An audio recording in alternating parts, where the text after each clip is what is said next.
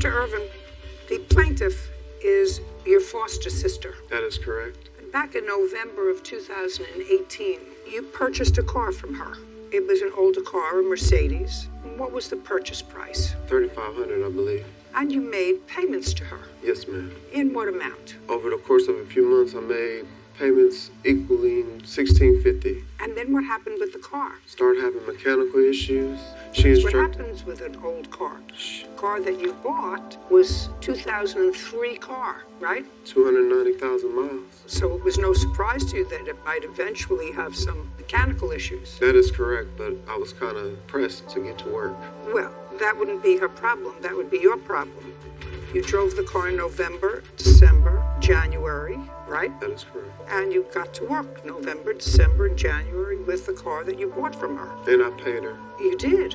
And then what happened? Well, the car started having mechanical issues. I called her for a remedy. She instructed me to consult with one of her mechanics. I did so. They were basically giving me a dead end, telling me that the car needed parts from overseas, and this is not something that we disclosed originally when I bought the car from her. So I returned the vehicle to her. They had charged me for checking it out. I paid that charge.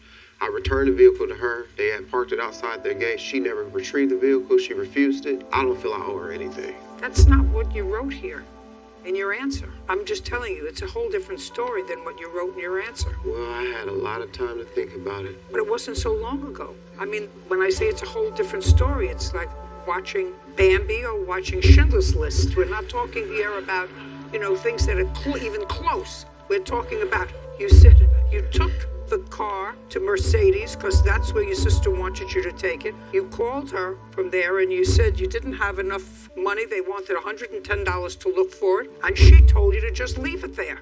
That's what you wrote. That's what you wrote in your answer. This story that you just told me now is Bambi.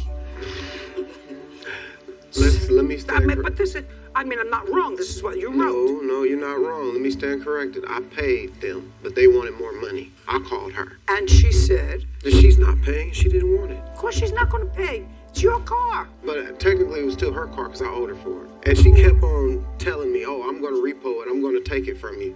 Well, take it. She didn't want it. How old are you? I'm 38, ma'am. You're 38. When do their brains start to develop? That could be years from now. When do they stop developing? Oh. You don't know that. I don't know the answer to that. $1,850 is what you owe for the car. Let me tell you why. You had a contract with your sister. It was a verbal contract. I didn't see any written one. Did you have a written contract with him? No, ma'am. So you had a verbal contract that you just told me what the verbal contract was. She sold you a 2003 car with almost 300,000 miles on it, and she sold it to you for $3,500. You paid her $1,650 in total. That's what you say.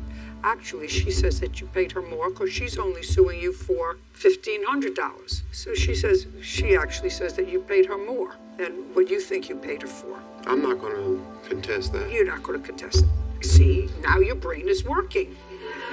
You just have to, maybe you just have to turn it on. You shut it off and then you turn it on. I should have had more coffee this morning. I'm sorry. Now, I want you to pretend that it's not somebody that is related to you, either by being part of a family that's not blood related, that she is a car dealership. And you